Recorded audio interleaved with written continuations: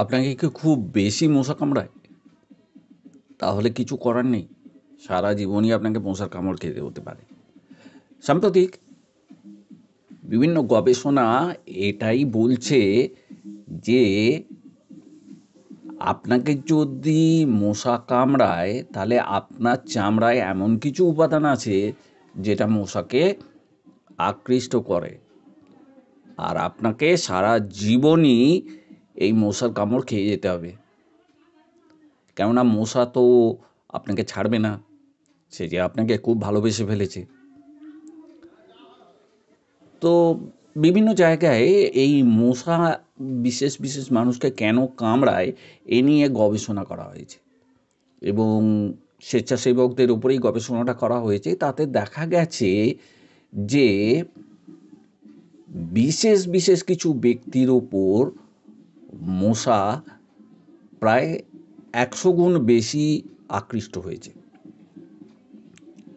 এই ফলাফলে বিজ্ঞানীরা সন্তুষ্ট থাকতে পারেননি। তারা ঘুরিয়ে ফিরিয়ে আরও নানা রকমের পরীক্ষা নিরীক্ষা করেছেন এবং দেখা গেছে ফলাফল কিন্তু সেই একই। তো যে ব্যক্তিকে মশারা বেশি কামড়ায় বা বেশি ভালোবাসে, তাদের সেই সব বিজ্ঞানীরা নাম দিয়েছে যে মস্কিটো ম্যাগনেট। কিন্তু আপনার মনেতে এই প্রশ্নটা জাগতেই পারে যে কেন মশা আমাকে বেশি কামড়ায়, ওকে কেন কামড়ায় না? আমি বা মশার কামড় বেশি খাবো কেন? এটা তো আপনার মনে জাগতেই পারে। আসলে ব্যাপারটা হচ্ছে আপনার ত্বকে এমন কিছু অ্যাসিড ক্ষরিত হচ্ছে যেটা মশাকে চুম্বকের মতো আপনার দিকে আকর্ষণ করছে। ত্বকের আর্দ্রতা বজায় রাখতে এই অ্যাসিড কিন্তু খুবই কার্যকরী, এটা ভুললে চলবে না। আর শুধু আপনার ত্বকেই এটা হচ্ছে এমন নয়, ত্বক ভেদে বিভিন্ন মানুষের ক্ষেত্রে এই ব্যাপারটা প্রযোজ্য। আমাদের ত্বকে কিছু কিছু ব্যাকটেরিয়া আছে যারা এই যে অ্যাসিড, এই অ্যাসিড থেকে নির্গত কিছু পিচ্ছিল পদার্থ তার উপর নির্ভর করেই কিন্তু বেঁচে থাকে। আর মানুষের যে গায়ের গন্ধ, ধরুন আমার গায়ের গন্ধ একরকম, আরেকজনের আরেক রকম।